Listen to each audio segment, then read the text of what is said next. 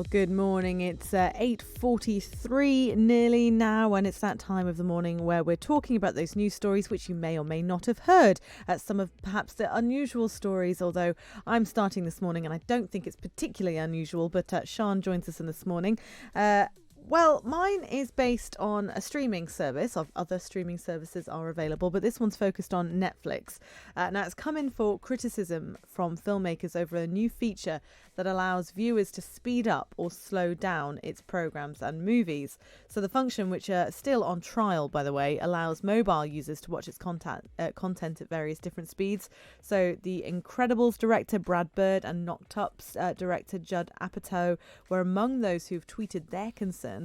Apatow, I think. Apatow, also creator of the Netflix series Love, said the function was ridiculous and insulting, presumably because if they're speeding up their content just to get it through faster, they're not appreciating it for what it is. It's its art form. I don't know what you think of this. You're not going to be taking it in as well, are you, if it's going past at twice speed or however fast? Maybe if it's a series and you're just dying to know what happens, you just watch it slightly faster and you've only got a little bit of time. I suppose if it was marginal, if you just speeded it up ever so slightly, but I just don't know why you would want to do that. I'm a big believer. I'm kind of with them, the directors who've spoken out against this, because I think if you make a programme, you want it to be viewed as it was intended to be, intact. It's one of those things that really annoys me when they chop the end credits off programmes now or squeeze them into the corner so the continuity announcers can trample all over them. It's all part of the programme and we should have the choice to see it absolutely intact. So I can kind of see where they're going with this. To be fair, it's quite difficult to find any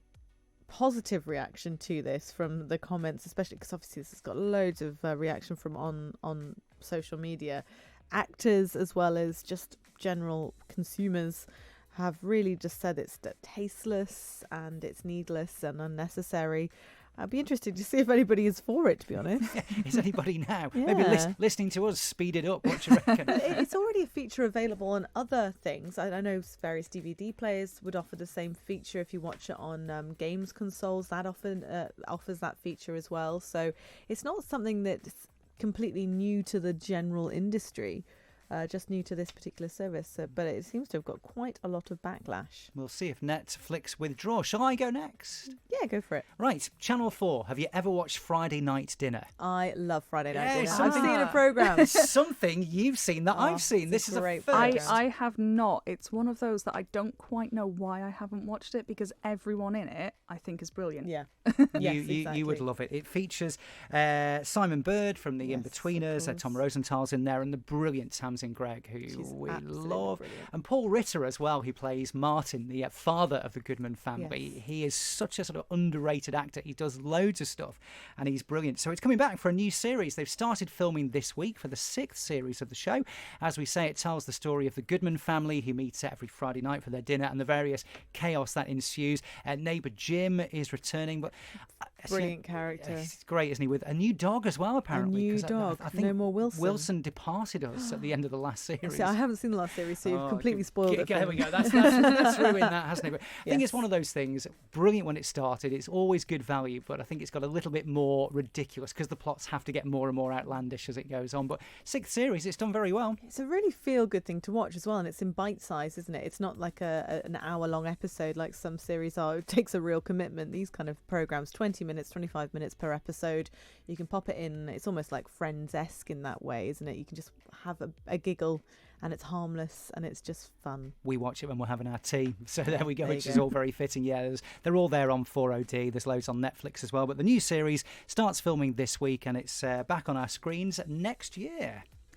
Well, I've gone with a story about a disappearing sculpture. I'm not quite sure what we call the Angel of the North in Gateshead. Oh, right, yes. Okay, yes. So it's been 25 years since lottery funding started, and that funded very much the Angel of the North. 70% of that came from lottery funding.